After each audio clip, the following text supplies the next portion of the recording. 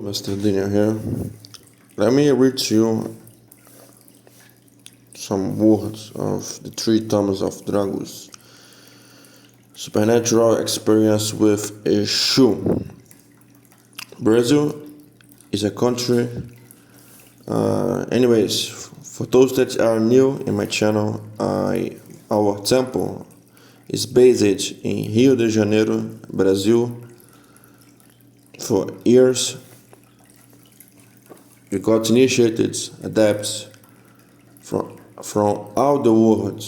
So if you are from country near to Brazil, far to Brazil, there is no problem. You get access to knowledge, and all the materials are shipped to your house, to your country. Materials that you won't find and that's needed inside the tradition. Brazil is a country where crime is extremely high. If you see only the news of the popular media, they only show beaches and tourist zones, just fake. There is tourists that's I can't say the word here, but let's say eliminated by the crime here. Not only Rio, but outside of Rio. But it's a very touristic city, so everything that happens here, it spreads very quickly. It's not uncommon to see news of children who get shot. I can't say that here, but you already that. Due to the war between the enemy and the police, the enemy of police. We call it here facções. It's like gang members. Robberies and homicide are something common to the life of Brazilians in populous capital cities. I had a friend from college who lived near a favela. If you're not from the rival group or the police, it's okay to be there. If you're not snitching, it's okay to be there. I went there often to study and never had a problem. Once it was a full moon, and before taking the tram, I saw a note that there was this number, 999. In numerology, I knew 9 is the end of cycles, a great milestone in the beginning of a new journey. And I found that strange, but didn't give it much thought. Did not give it much thought. I got on the tram, put on my headphones, and went on my journey. The air was different that night. And with that spiritual sensitive, you can feel when something strange is gonna happen. And it was as if I had the intuition that something would happen. I arrived at the station, got off, and waited for my friend in the square. While waiting, a man appeared, and he looked completely as a shoe, and specifically as a shoe Beelzebub, and more specifically as a maioral, as Beelzebub. He was black. Tall, Beelzebub looks like that, the maioral Beelzebub. Without ordinary appearance. This guy was very tall. He looked like he looks like physically like he was the strength of a bull, of a buffalo. While waiting, a man appeared. He watched me for a minute, sat beside me, and spoke. He was like around me, doing like staring me for some seconds. Like it was like someone was speaking with him about me, and I was receiving the message while he was staring me.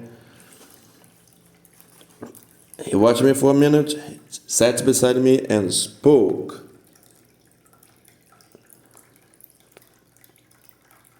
respectfully replied with a few words. He then began to say that he had come from far away to talk to me. And again, it was a full moon. I just did a video about another chapter, and you watch it. It's about spiritual possession. There was also the full moon there. The full moon is specific elements, special moments. He then began to say that he had come from far away to talk to me, that his entity, Zé Pilintra, that his entity had ordered him to go to that neighborhood. He described the features of the man he would meet. All the features matched me. I, suspicious, kept quiet.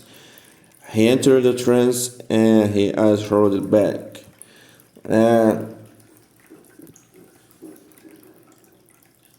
He was an old man. When you practice for years possession, you get better on this, and you can even get possessed without a drum and all of these fundamentals, materials, instruments, elements that are connected with the possession. Turning white before returning to their original position. It was no longer him, but a spirit known as Zé Pilintra. Zé Pilintra is not an entity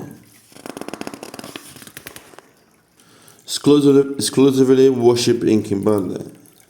It's a spirit that moves between our plans and dimension and traditions. You can see here in Umbanda, in another tradition, Candomblé. He started talking about my life, everything that's happened in the past, and how strong I was to ascend and transcend difficulties. I was amazed. I thought to myself, who is this man? He continued, he said that in 6 months and 6 moons I would receive an inheritance from my grandfather. With that inheritance I would grow and achieve everything I desire. I instantly tried to ask more about it and delve deeper, but it was too late. At that moment, a war started in the favela. It was I don't know if it was an invasion of another gang members, rivals, or a rivalry. It was police. I did not know. It was the invasion of the police. You could hear rifle shots hitting every corner. We saw bullets flying. I froze and did not know what to do. Usually in situations like this, if you run, you can be confused. People can mislead you, and they can think you are some enemy and they can shoot you. If you stand still, you can be hit by an AK-47 shot. I crashed down and felt the chill of death. And that's the same energy of a Capa Preta. And no bullet hits me, or I was protected. Nothing happened to me that day. Nothing, no bullets.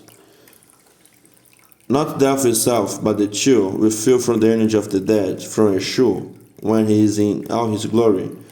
Was the Capa Preta covering me with his black cape, his black cloak, keeping me hidden in the darkness of any damage that could have occurred.